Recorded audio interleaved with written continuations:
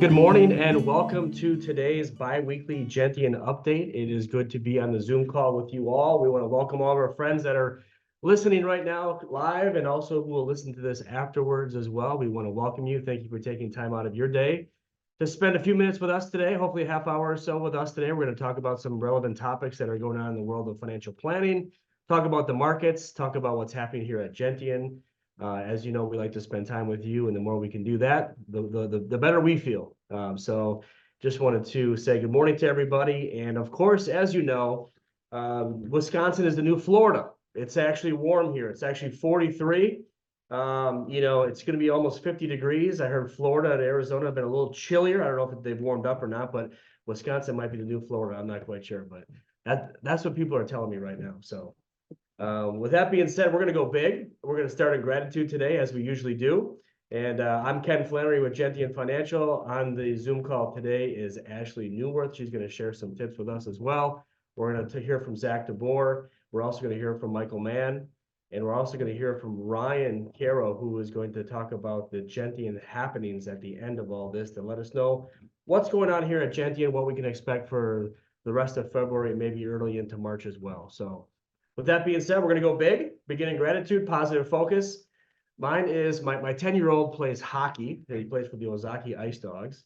Last night was an important game. They actually, it was a game to get into the state playoffs.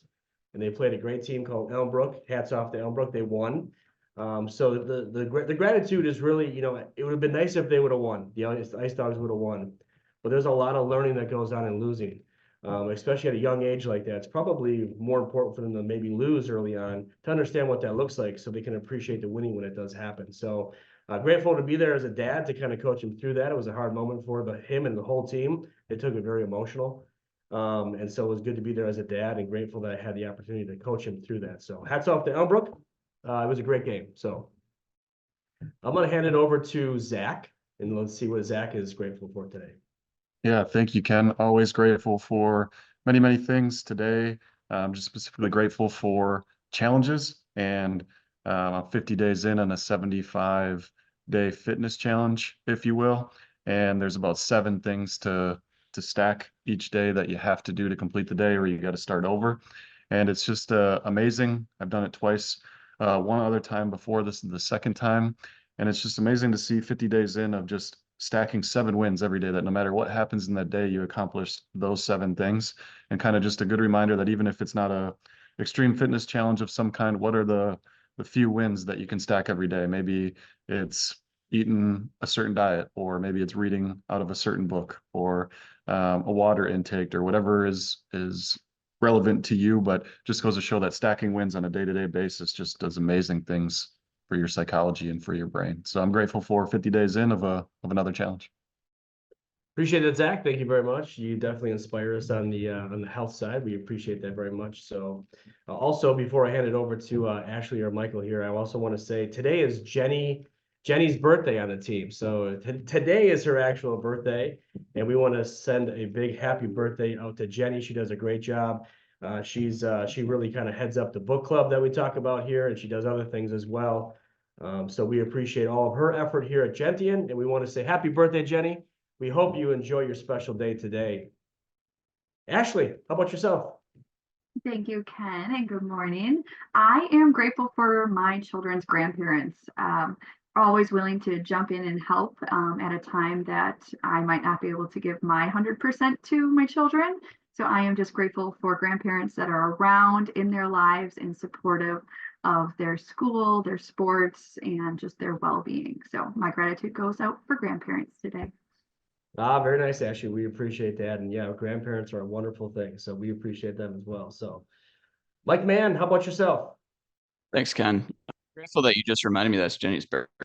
So she rocks, and I was able to send her a happy birthday message quick in between then and now. So, but in all seriousness, I'm really grateful for an author I've been reading. His name is Brandon Sanderson, and he writes fiction, fantasy fiction, but he gets very into the kind of concepts around leadership and loyalty.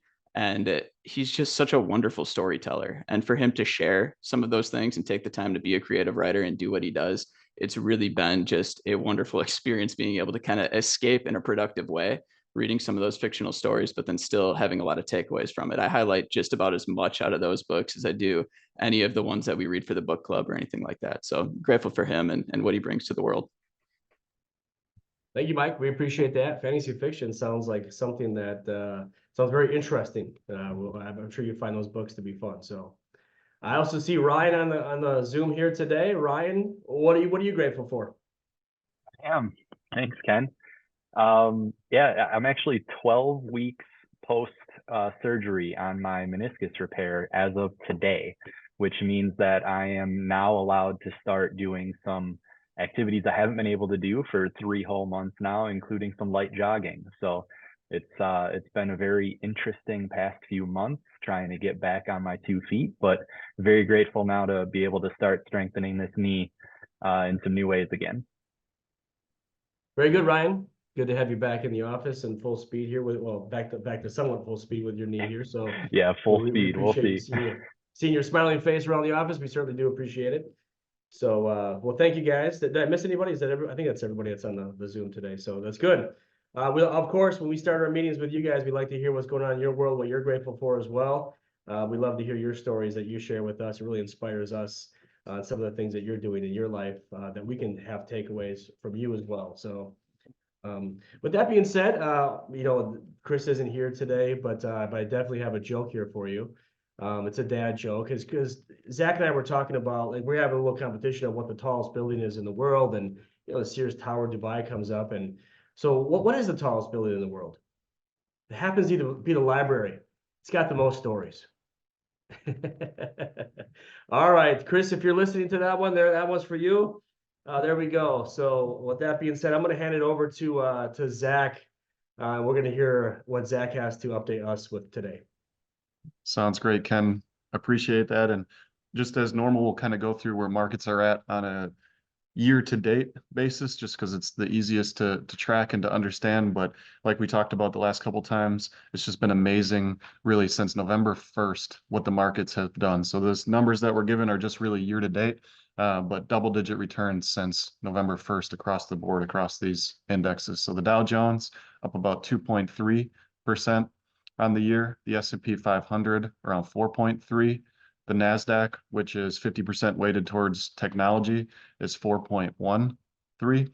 The Russell 2000, which is a collection of smaller sized companies, is down temporarily 1.13%. International, just positive at 0.5%. And emerging markets, temporarily down 0.27 on the year. One thing that we've been seeing recently is there's always volatility. Volatility is good. It means volatility both ways, up and down. Seen increased volatility in those growth style companies to start the year. They did unbelievable last year, pretty much across the board. That accounted for a lot of the return, but they may miss on an earnings here and there, and they stretched out really far. Again, that's what growth companies do. They have wild excitement, euphoric growth, and then they kind of level out. Wild excitement, euphoric growth. That's why we never guess or assume what's going to occur and own growth, both growth and value, because you don't know when those exuberant times are going to occur and then when the little pullback occurs. So just be wary as always for volatility. And again, volatility is good. We think of downside, but volatility is upward volatility as well. On the fixed income side of things, really unchanged from the previous webinar. Still able to get CDs on a 6 to 12 month basis right around 5%. Money markets potentially at your bank or other options are still around 5% as well. And then before handing it back to Mike and Ken, just wanted to share kind of 2 facts from MFS that I thought were extremely interesting that we may not hear on the news or on our phones. But the week ending last week was the 5th straight week that the S&P 500 rallied at least 1%. It's the longest streak of rising 1% on a weekly basis since 2016. And it's only the 13th time it's done that since a post-World War II period. So again, there's no future facts, but after those 12 prior streaks, the S&P averaged a modest decline shortly after.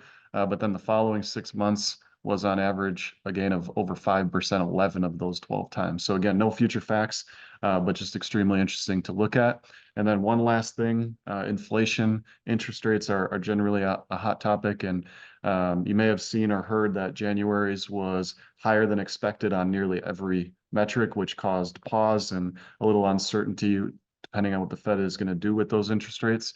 But the core CPI, the consumer price index, has actually declined for the 10th month in a row, falling from a peak of 5.56 in April of 2023 to 3.87 since 1960. The only other time that year over year core inflation fell 10 months in a row was from March through December of 1975.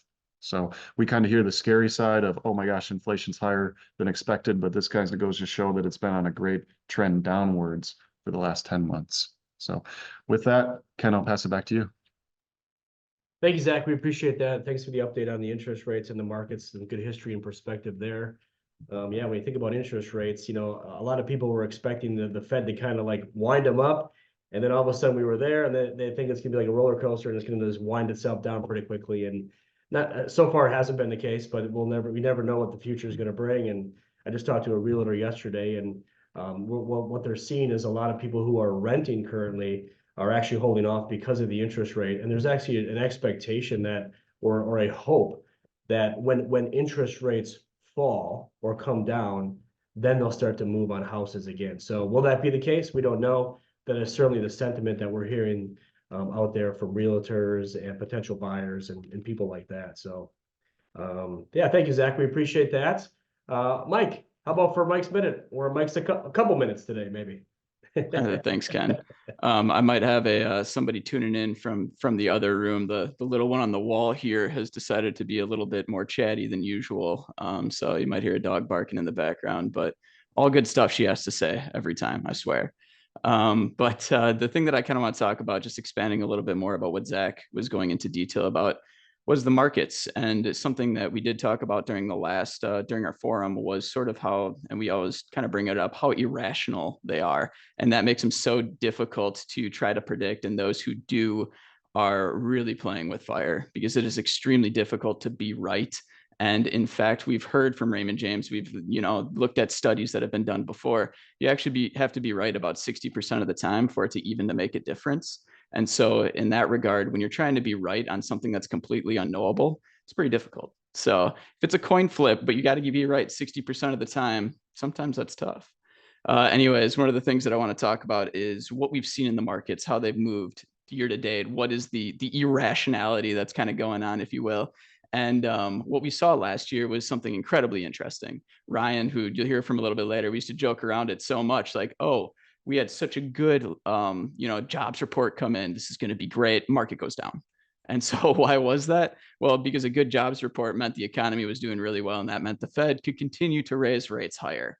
Kind of, a catch-22. It doesn't really make that much sense, because if the economy is doing well, wouldn't you think that the stock market would follow suit? Well, in fact, that wasn't necessarily during times into and then into the beginning of last year. Now, what did we see that changed the tide of that? Well, the opportunity in artificial intelligence last year. When that came to light, it allowed companies that were invested in that new hot thing, that new thing to get into, and investors were craving some upside. So that's where the money flowed, and it showed in some of the bigger companies and those that began to swell within the S&P 500 index.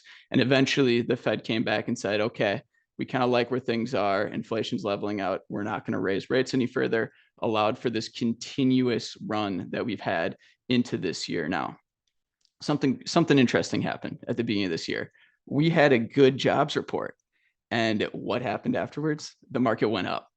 And why was that? Because of words that the Federal Reserve had said about the fact that, oh, even if we have a positive jobs report, we're going to stick to this plan of this kind of hold. We've heard it being called actually normal for longer. I want to echo something that Ken said. We hear a lot from individuals who are looking to buy a house, myself included, for younger clients, specifically some of that information.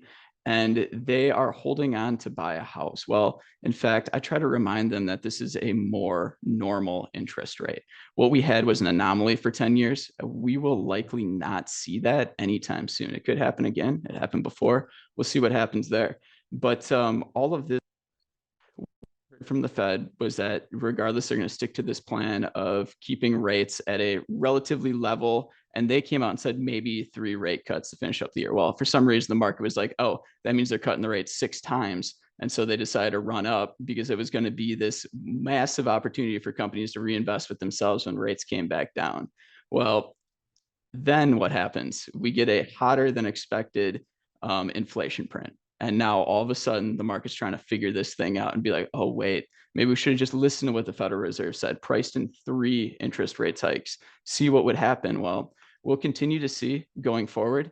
It might make individuals nervous and investors nervous, given the fact that if we do get another hot, better than expected jobs report and still a higher inflation print, we might see some of that volatility we saw last year, kind of that irrational volatility. And that's some of the things that I don't want to tell anybody to expect, but it could explain some of what we see. But with all that being said, there's going to be another explanation for what things after they have happened, and we'll get into detail when that happens. So if you guys have any questions about this, feel free to always reach out as always.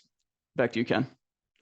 Thank you, Mike. We appreciate the insight there and some of the narrative that goes on in the news and the marketplace about financial topics in general. And it just kind of goes to show that it seems a little bit counterintuitive to a lot of things that happen, right? So we think this is going to happen, but almost the opposite happens. It's very counterintuitive. It's very much like rebalancing is very much like the investment philosophy to have a great investment plan. Some of it is very much counterintuitive to what most people think about. So it just kind of goes to show to have that faith, patience, and discipline. We give you guys all the credit. Whoever's watching right now, we want to applaud you because the last 2 to 3 years in the markets have not been easy.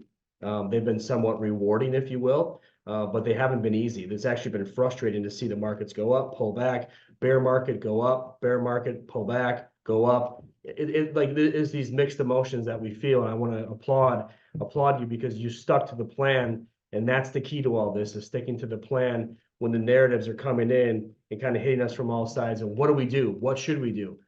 Take a deep breath, stick to the plan. That's historically been a very, very good option for investors that are out there. So with that being said, I want to switch it over a little bit to the Livet side. I'm going to hand it over to Ashley here in a second, but I want to flip it over to the Livet side. So we're here at Gentian, we're Planet, which we've been talking about, Livet and then Give It. One of the things that we got for Christmas as a firm here, which is pretty interesting, it's actually a game called Where Should We Begin? And I don't know if some of you used it on the team or not, but we actually used it recently a couple nights in a row when there wasn't a crazy basketball schedule and a crazy hockey schedule going on. We had a nice family dinner. It was beautiful. It was like an hour long. And we brought these cards out. And really what it is when we talk about like families talking more and more, and everyone talks about having such a hectic and busy schedule right now. When sometimes we get together and sometimes we don't talk about things that we maybe should talk about or what's really on people's minds. Sometimes it's more topical about the Bucks or this or that, the weather, right? We actually pulled this game out last night, and one of the questions was, it's something like, what are something you're worrying about that maybe you don't think you should be worrying about? That's a pretty interesting question, right? And especially for adults, maybe we talk about things that worry us, maybe we don't.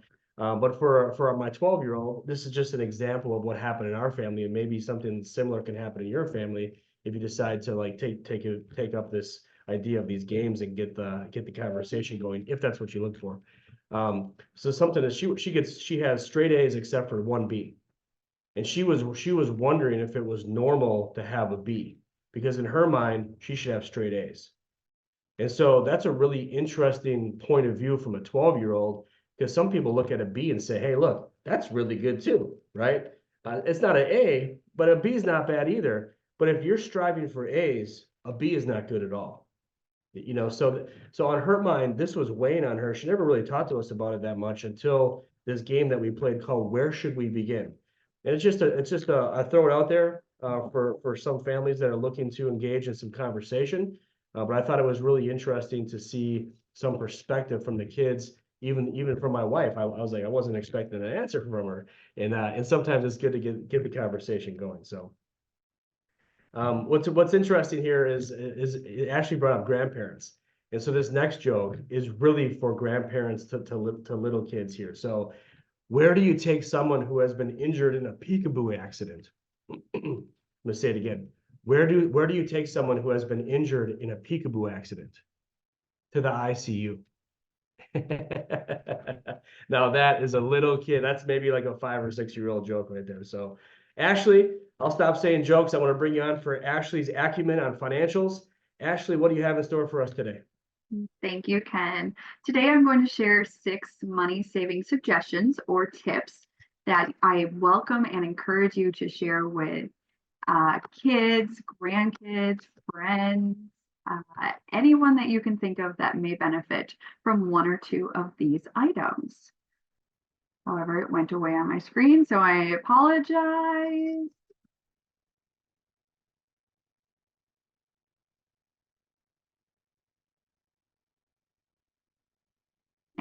Can you guys see anything? No? Ashley, we do not see anything just yet. Okay. Sorry for my technical difficulties. Give me a second. Ashley, I know the information is so good, but you need to share it with us, okay, please? Sorry. Okay. Thanks for dealing with me here. So a couple of things I just want to remind you that can help save money. Remember that you can negotiate when it comes to home services, such as home repairs, someone coming into your home to possibly do a remodel, just work on something at the home. All of those prices can be negotiated. Don't be afraid to ask for a discount if you give some money in cash, if you have them coming in multiple times, that maybe they can skip a service charge because they have to come back. Again, don't be afraid to negotiate, including home internet.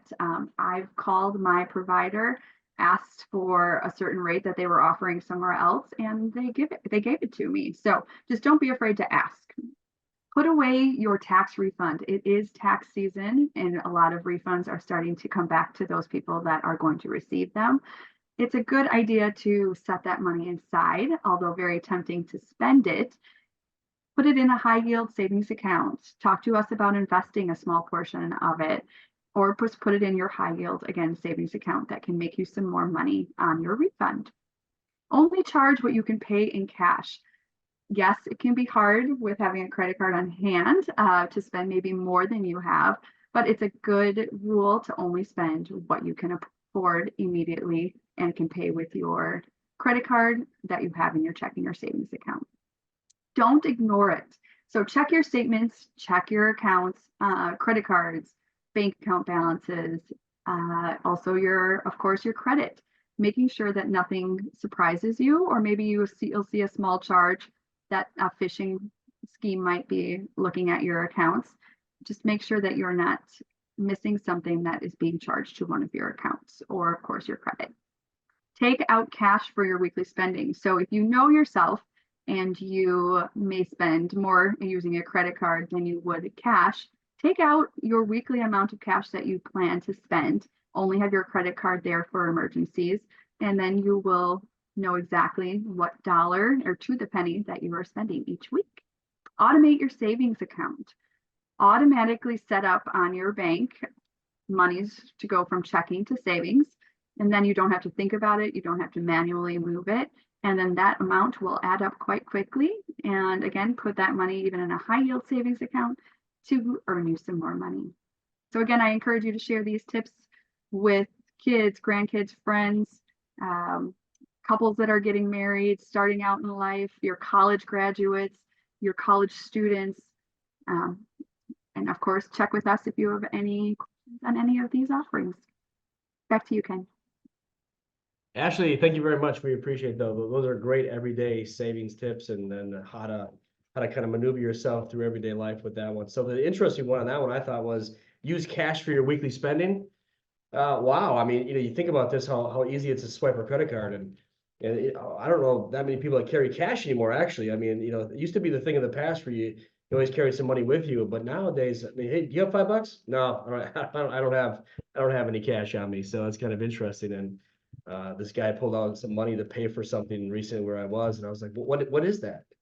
Happened to be the greenback. So interesting. Thank you, Ashley. We appreciate you. Thanks for all your effort you put forward in that piece there. On the planning side, before I hand it over to Ryan here in a second for the Gentian happenings, on the planning side, look for your tax documents for a non-retirement account. So if you have an IRA with us, there is a very, very high chance you already got that tax document. It is available. You probably got it in the mail or electronically. However, you signed up for that. If you have a non-retirement account, that could be a personal account. Sometimes we call them TOD accounts. Sometimes we call them trust accounts. Those may be available. They come out in waves. And so it's February 15th, the end of February, and then March 15th. Okay, so almost expect March 15th as your date. If you haven't got it already, expect that March 15th date. That way you have a way to plan with your accountant. You can make your appointment. And sometimes that is sometimes the last document that we're looking for to kind of finish our taxes. Please be patient with us. Raymond James does a great job. They try to make sure that it's as accurate as possible. I know it's the last one you get. We hear it every year. And we empathize with you because you want to get your taxes done, especially if you're getting a refund. You want to get some of that money back. If you owe, maybe not so bad, right? Maybe not so bad, but just be patient with us. If you have questions, if you haven't received your documents and you think you should have, call us, email us. Sometimes you signed up for electronic and we kind of forget about that. You were expected in the mail. Next thing you know, we don't get it. And then all of a sudden we have a little bit of an issue if you've already filed and we forgot a tax form in there. So call us. We'll help you out through this time frame with taxes. When you complete your taxes, we would love to see a copy of them, please.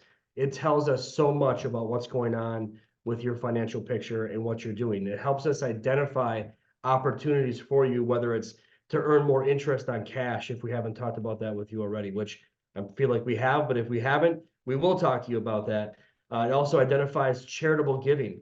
For example, it's called a qualified charitable distribution, a QCD. We've talked about these a little bit in the past, but sometimes if you're not ready for that stage, you're kind of like, well, it doesn't really apply to me. But here's an example of where it would apply.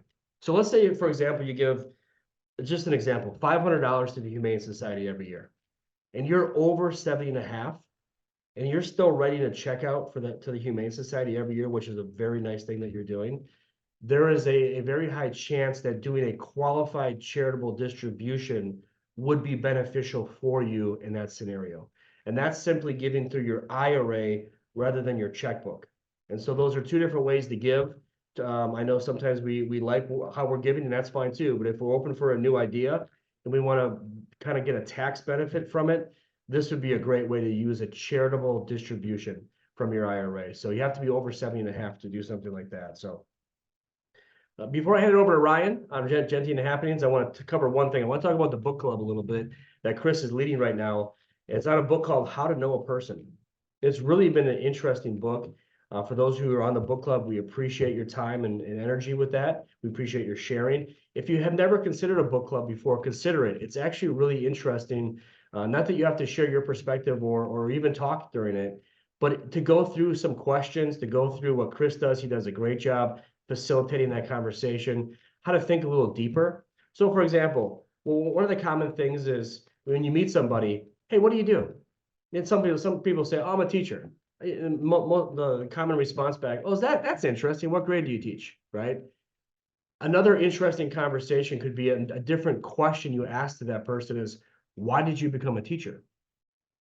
That almost gets to more of the root of the person rather than maybe what the person is doing, but why they're doing what they're doing. You know, a teacher, a financial advisor. You could ask us, why did you become a financial advisor? And all of us have a story that's pretty meaningful to us of why we're doing what we're doing for you and with you and together with you. There's a deep-rooted reason why we got into this profession typically. And we love to share that with you. We love to share if you're an engineer, why did you become an engineer? You know, why are you doing what you're doing? Because there's usually a deep-rooted passion or a reason why that person's doing something. So that typically is a pretty good question that came out of the book club that I learned about is why are you doing what you're doing? Another one that kind of comes up is sometimes you guys talk about high school reunions with me. I always think that's an interesting topic because some of us are hitting our 25 year, some of you are hitting your 45, 50, 55 year. Some of you participate in these things, some of you don't. It's kind of a mixed bag on high school reunions and when you get together like that. But a question could be like, you know, what was high school like for you? Because a lot of things that happen to us at a younger age kind of stick with us. Chris has talked about this a little bit as well. You know, well, even middle school. What was middle school like for you? You know, some of us had different experiences. Some of us were like kind of in the crowd. Some of us were not in the crowd at all, right? And so that kind of sculpts us on how we become who we become as we move through life. So just want to offer a little bit of the live it side. It's called the book club, How to Know a Person. Ryan will talk about the date coming up here in a second. So just want to say, consider it if you haven't. It can really help you out and give you some different perspective. With that being said, I'm going to hand it over to Ryan to finish this up. Ryan, what's happening here at Gentian for the last couple of weeks of February, and also probably into early March you may cover? Yeah, we've got a few things coming up. Not too heavy on the schedule here, but as Ken mentioned earlier, today is our own Jenny's birthday. So if you do feel so inclined to send her a happy birthday message, I'm sure she'll appreciate it. And Ken was also just talking about the book club, which we have our next get together coming on Monday, February 26th. Again, that book is How to Know a Person, and I'm a part of that book club with the team as well. And several clients have commented about how wonderful the discussions have been and how we get to dive deeper into these ideas like Ken was talking about. It's really been a fun way actually to get to know our clients in a different way too, to see how they think about these things and for us to show how we think about them. It's been a really, really nice connector. So I definitely encourage everybody to try and be a part of that if they can. And that is at 11 a.m. Central is when we have that scheduled for this upcoming Monday, February 26th. After that, we have our next birthday lunch coming up Wednesday, March 13th. So if you have a March birthday, please RSVP for that and bring a guest to come and enjoy your birthday with us here at the office. The last thing I want to kind of remind everybody of, we have Michelle Norris, our nutritionist, that we hold for us all to be able to utilize. Please, use her contact information. She's got a phone number and email listed in that happenings email that we send out every week. So if you've got a nutrition question, she works with exercise and overall health as well. So great resource that we have there, and definitely take advantage of that if you do have a question in mind. That's all I got for us today, Ken. Hey, we appreciate that, Ryan. Thank you for letting us know what's going on here at Gentian. We look forward to the next event with you if you decide to show up in person. We'd love to see you. We love that. It's a different conversation than we are when we're in the conference room talking about your overall financial plan and retirement plan, income taxes, all that stuff is fun for us to talk about. We also like the other side as well, of the more personal side on what you're doing and how your family is and what you're up to and stuff like that. We love those conversations with you guys. So I know we ran over a little bit by 3 minutes, now 4 minutes. We want to thank you for your time. We appreciate it. Thanks for staying with us today. Thank you for being clients of ours. Thank you for being friends of ours. We appreciate you more than we probably tell you, but we definitely appreciate you a lot. Thank you for everything you do for us. And we want to say thank you for also the introductions that you've given us over lately as well. We grow because of you, and we appreciate that. And without your trust and loyalty, this doesn't happen. And so we want to thank you very much from the bottom of our hearts. We appreciate you. We look forward to seeing you either at our next meeting or one of our events. So have a great day. Take care. Bye-bye.